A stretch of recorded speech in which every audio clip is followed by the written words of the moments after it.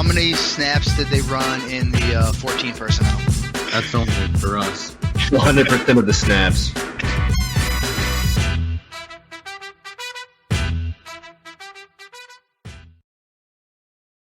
What is going on, everybody, and welcome back to 14P Fantasy. I am your host, Justin Wright. Today, we are talking winners, losers from the Combine. We got 4 names plus a bonus pick. So 2 winners, 2 losers, and a bonus pick. Could be a winner, could be a loser. Just something to keep an eye on. Before we get into it, though, hopefully you like the new look. We got some new headers, some new graphics coming in, so hopefully you guys are enjoying that. But also, we have the Patreon page, guys. Check out Patreon over there. We have our tiered rookie rankings. A new version is dropping this week, if not already by the time you're watching this. On top of that, we have tiered Dynasty rankings. We'll have redraft, a draft kit, all these other types of stuff coming out over the next couple of months. So check out patreon.com/14P Fantasy. The link is in the description, I'm pretty sure. So check that out.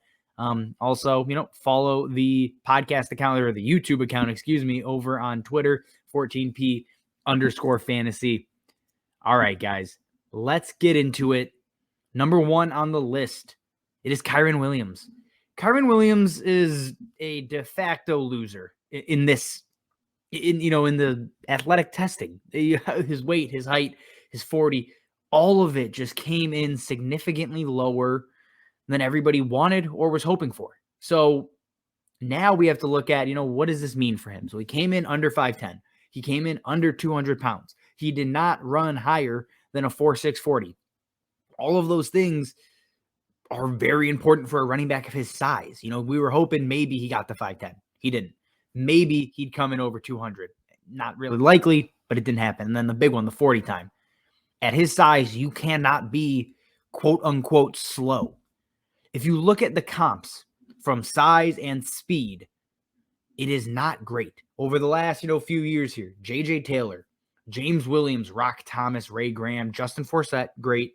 Demetric Felton, Shaud Williams, Maurice Hicks. I'm just reading the whole list here. Andre Ellington, Brian Westbrook, obviously the best case scenario here, but it just doesn't bode well for him. The big question now is, what is his draft capital? This very well could have pushed him out of the 3rd round. I think that's where he was slated to go prior to this, but it feels unlikely that a team's going to take a chance on him given the measurables that he just put on tape. So KYREN Williams just comes out of this a loser. He had a chance to elevate his draft stock if he ran well, if he measured well. He didn't.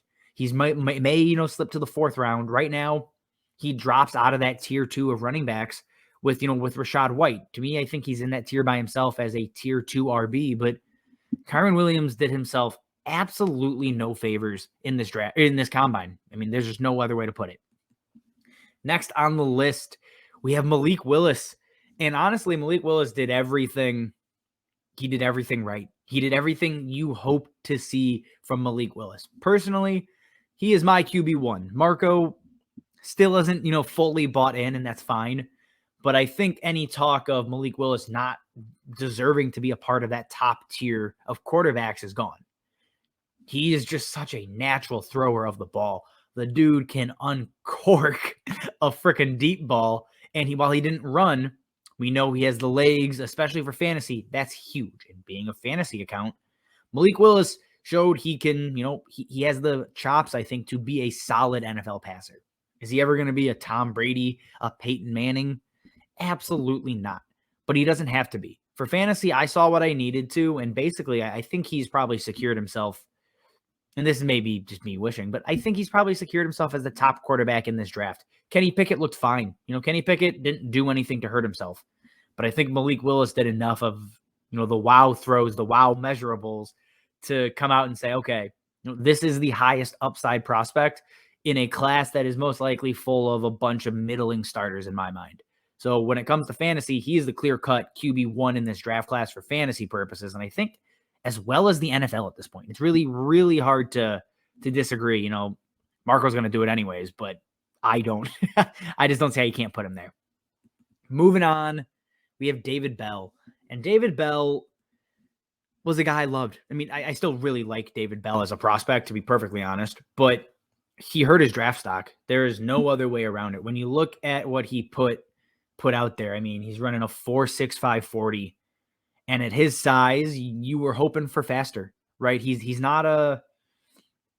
shouldn't be like a slow slot wide receiver, and that's kind of what he could turn into. And yes, we get it. Cooper Kupp did not run well either.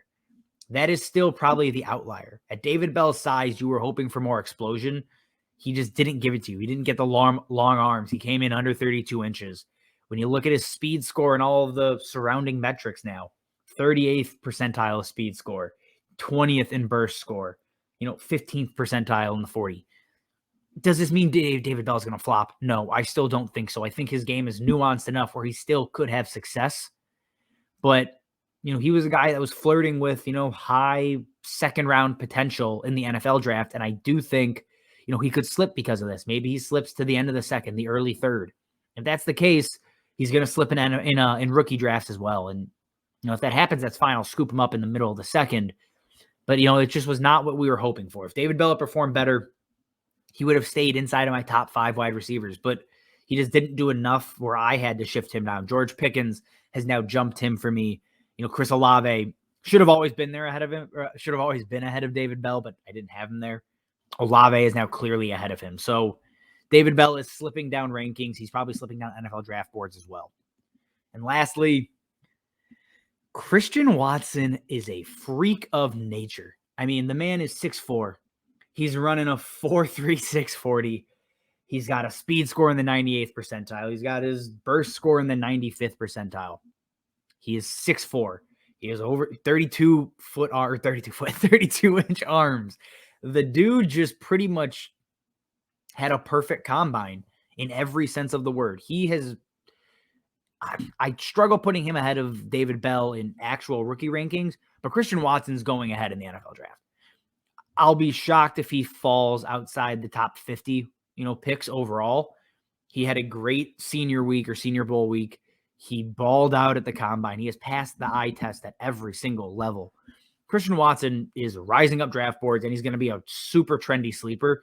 We're probably going to do a sleeper video, and he may not even qualify. At this point, we had this planned for a couple of weeks, and Christian Watson is not a sleeper at this point. He's a household name in draft circles because he's an athletic marvel. Unfortunately, one of the likely comps now is DJ Chark, another dude that is just a burner. He's huge. He can jump. He's got long ass arms. I hope to God he is better than DJ Chark because DJ Chark is inconsistent and hasn't performed well. But Christian Watson right now has all of the tools and the upside to be a true difference maker in the NFL. So there's no other way around. He is a clear-cut winner from the combine last week. All right. And lastly, to close us out, our final loser. The dude that timed the 40s is so bad at his job. You're looking at the Baylor receiver. His name escapes me because he's probably irrelevant for fantasy. Breaking the 40 record, only for the official time to come back as a 4.28. You have Chris Olave running under a 4.3 to come back and be, late 4.3s. You have Breece Hall looking like he is as fast as Jonathan Taylor, coming back, a few ticks slower. The guy that ran the 40 or that timed the 40s should be fired. It was a new guy this year, and he sucked. It was so bad. We have lasers. We have things that actually track 40 time accurately, or speeds, or what track and field. They've been doing it for hundreds of years. Do what they do. That was stupid as shit, man. You know what? That's all I got. All right, guys. As always, we appreciate you watching. If you like the video, if you like what we're doing here, subscribe to the YouTube channel. Check out the Patreon. I got my Twitter handle there as well. A lot more of this going on over on Twitter. As always, thank you for watching, and we will see you next time. How many snaps did they run in the 14 personnel? That's only for us. 100% of the snaps.